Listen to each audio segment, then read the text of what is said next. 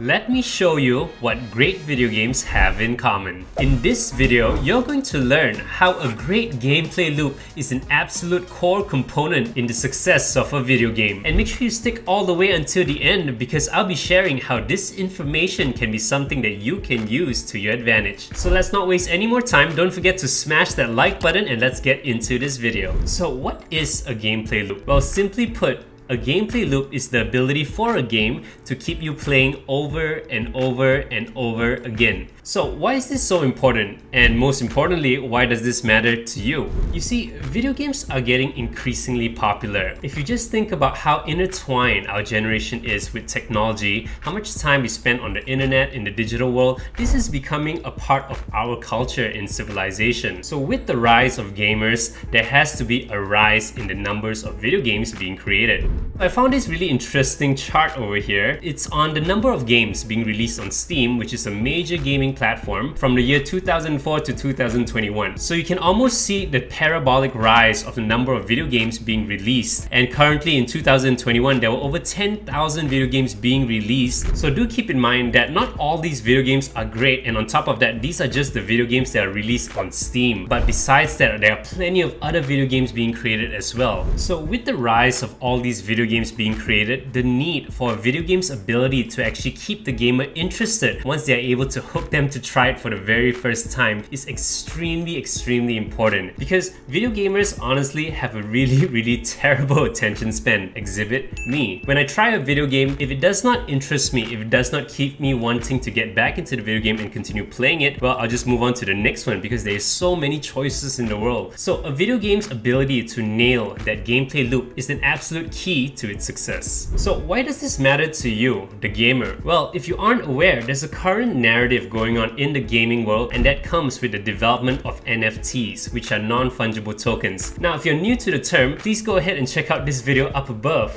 to understand my take on what this new technology is and what it means for the future of gaming. I highly recommend you guys check it out and you can see for yourself if it's worth paying attention to. Simply put, however, NFTs give us the ability to actually invest in future video games. So if you're able to identify the video games that will be fun, that will be successful, that will have a great gameplay loop, well, that might just be a great investment opportunity to you. So what makes a great gameplay loop? Well, coming from experience as a gamer myself, games fall into three different categories. So the first category are really the games that are absolute crap. No! God, please, no! No! The games that you try one time and you just think, no way am I going to continue playing this is an absolute waste of time. I'm so sorry, but many games do fall into this category. The really successful video games are actually a really small percentage of them, so keep that in mind. As for the second bucket, these are the video games that I kind of played through once and put away. Now these might be amazing video games that I really enjoy playing, but once I'm done with them, you know, there really isn't a reason for me to go back into the video game. You know, video games such as God of War is one of my absolute favorite video games. I love that video game to death, but once I finish the video game, there's not much of an incentive to actually go back to play it, which is why I'm so excited for the sequel, but that's a topic for another conversation. And then we do also have some video games that you kind of play through and it is really fun, but halfway through it gets kind of boring and you kind of drop off before finishing the video game. And then we get into the third category, which are those video games that you play so much they're actually embarrassed to actually talk about how much you actually play it.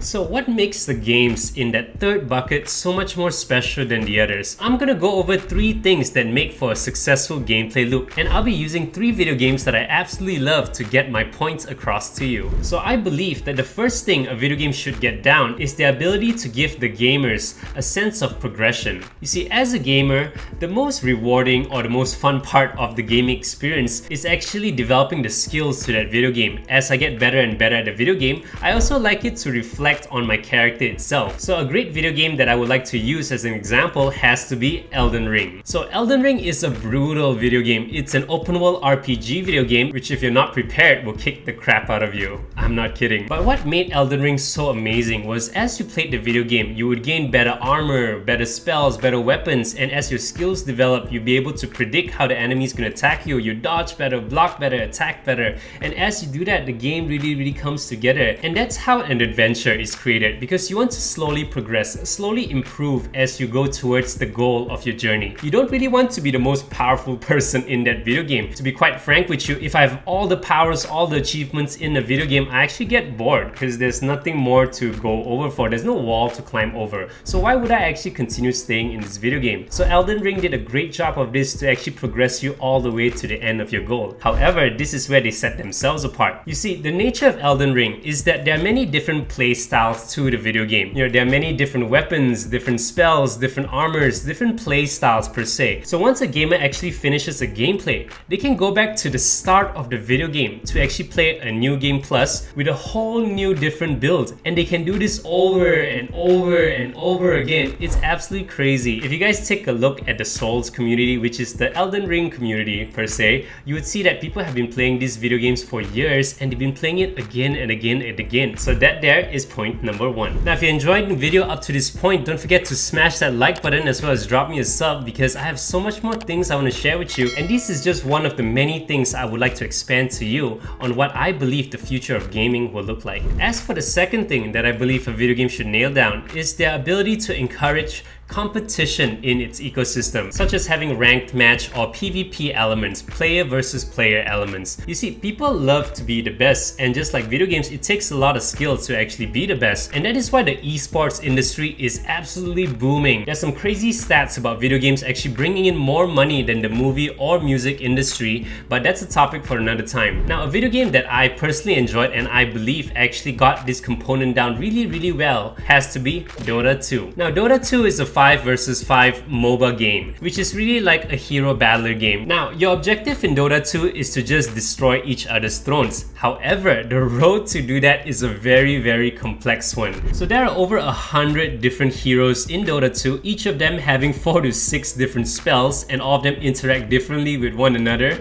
And on top of that, you have to master all the different items in the video games. And then on top of that, you have to learn how to strategize with your team to actually defeat the other team. So the skill ceiling for this video game is really high. So there's a really huge competitive scene for this, and this keeps players coming back for more, because after they play a video game, they want to get better, so they play again and again and again. You know, I have went on to play some 5 to 6 hour sessions, and honestly that's a really tiny amount, because I know some players play for hours on end. Every different game in Dota 2 is different. You're paired up with different teammates, you're actually playing with different heroes, and you as a player is continuously getting better. So the competitive nature of a video game is really key to a successful gameplay loop. Now, as for the third component that I believe a video game should get down for the gameplay loop, has to be constant updates and variability to their gameplay. Now, me as a gamer, I get bored with video games very quickly. So a genre of video game that actually keeps me very entertained and very interested to actually continue playing them has to be roguelike video games. Roguelike video games such as Enter the Gungeon. Enter the Gungeon is this really charming bullet hell shooter.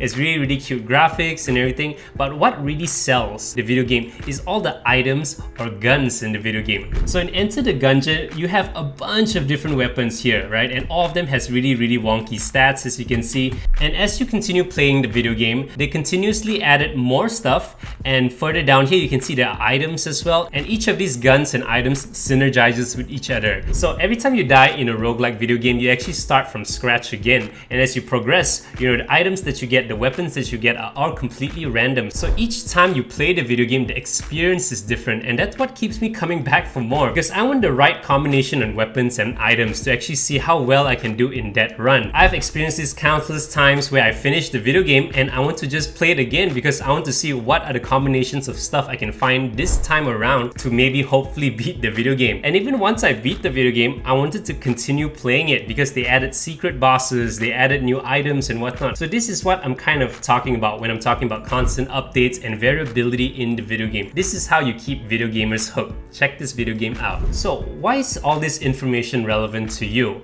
Like, you're probably like, yeah, these video games were fun, so what, right? Well, as I was saying earlier, there's a developing tech called NFTs, which gives us the ability to participate in the growth of all these future video games. And obviously there's going to be many more video games that will be created in the future. And some of these video games, a good portion of them will be blockchain video games, which will actually utilize this NFT technology. So do keep in mind though that NFTs is still very early in its development, but that is why I'm constantly monitoring the space. No one really knows where this is going to go, but that's why I started this channel, to keep all you guys actually educated and interested in this topic by using video games as my medium. So if you do enjoy this video, make sure you go ahead and smash that like button as well as subscribe to my channel, because I do my best to bring you guys updates on this whole space, on the Web3 space, which in my opinion right now is being very misunderstood by the masses. But I'm going to be here along for the whole ride, and I'm going to be focusing on the fun part of this whole space, the video games that are being created. So I really hope that you guys tag along with this, because this is going to be such an exciting journey for me and to all of us, and I will have many future plans to actually expand on reaching out to all of you. So if you enjoyed this video, again, don't forget to comment on what you like about the video. You know, that really helps with the engagement and the growth of my channel, so I'm hoping that you can come along for this ride with me. Now if you want to get more in touch with me, you can follow me at @TheNerdyOne on Twitter. That's where I get a little more personal with my communication, so come out. So go ahead and drop me a follow and come say hi. So with that being said, thank you so much for watching today, you guys. I hope to see you again very soon, and until the very next one,